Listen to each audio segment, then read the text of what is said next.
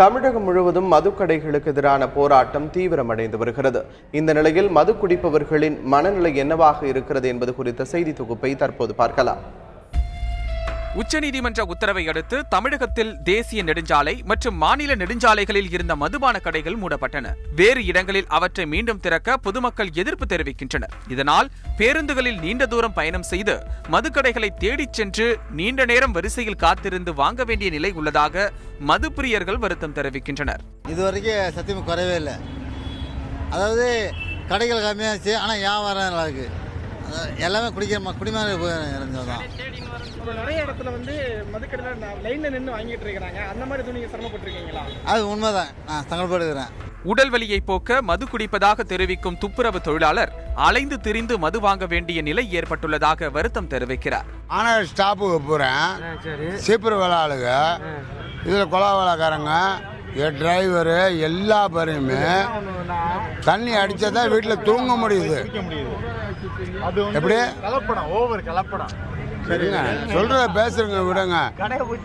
ஏன்னா கடையை மூடுறது கடையை மூடாது அந்த ஆண்டவன் பிரச்சனை நமக்கு தெரியாது. சத்தியமங்கலத்தில் கூட்டத்தில் முண்டியடித்துக் கொண்டு மதுபானங்களை வாங்கும் பொழுது பணம், செல்போன் உள்ளிட்டவைகள் திருடு போவதாகவும் புகார் எழுந்துள்ளது. இந்த கடை தான் எனக்கு சத்தியமங்கலத்தில் இருக்கு. ரொம்ப இடைஞ்சலா ரொம்ப கஷ்டமா இருக்குது கூட்டத்தில் வாங்குறதுக்கு. அத்தானி ரோட்ல ஒரு 2-3 கடை ஏற்பாடு பண்ணா ரொம்ப சௌரியமா இருக்கும். இங்க கூட்டத்தில் வாங்குறப்ப செல்லு பணமெல்லாம் பறிமுதல் ஆயிருது. ஒருத்தருக்கு இல்லைங்க, நிறைய பேருக்கு இது மாதிரி திருட்டு போகுது.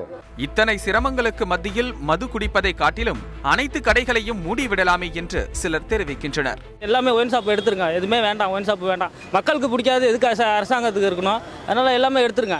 ஒயின் ஷாப் இருக்கக்கூடாது. இருந்தால் எல்லாம் மக்கள் எல்லாம் குடிச்சிட்டு நானே காலையிலே தான் குடிப்பேன். இப்போ வர கொஞ்சம் திருந்துறாயிருந்தாலும் இந்த ஒயின் ஷாப் பார்த்தா திருப்பி வரேன். அதனால ஒயின் ஷாப் இருந்தால் இல்லாமல் இருக்கிறது நல்லது. ஒயின் ஷாப் இல்லைனா கொஞ்சம் நாளைக்கு தான், ஒரு மாதத்துக்கு கொஞ்சம் இதாக இருக்கும். அதுக்கப்புறம் அவங்க நிறைய நல்லா இதாக போயிடுவாங்க. அதனால ஒயின் ஷாப் ஃபுல்லாக எடுத்துருங்க. மது பிரியர்களுக்கு உரிமம் வழங்க வேண்டும் என்றும் யோசனை தெரிவிக்கிறார் இவர். பொம்பளை இருக்கிற இடத்துல இருந்தால் குடிக்க போட்டு ராவடி பண்ணுவாங்க. அதனால இங்கே இருந்தால் இப்படி பாருங்க, சொட்டையில் குடிக்கிறாங்க. அதில் போய் யாரும் எதுவும் கேட்கறதுக்கு வழி இல்லை. லைசன்ஸ் போட்டு கொடுக்க சொல்லுங்க, அம்மா அடங்கிக்குவான். மது கடைகளை மூடிவிட்டால் தாங்கள் உழைத்து சம்பாதிக்கும் பணம் முழுவதுமாக குடும்பத்திற்கு பயன்படும் என்பது சிலரது கருத்தாக உள்ளது.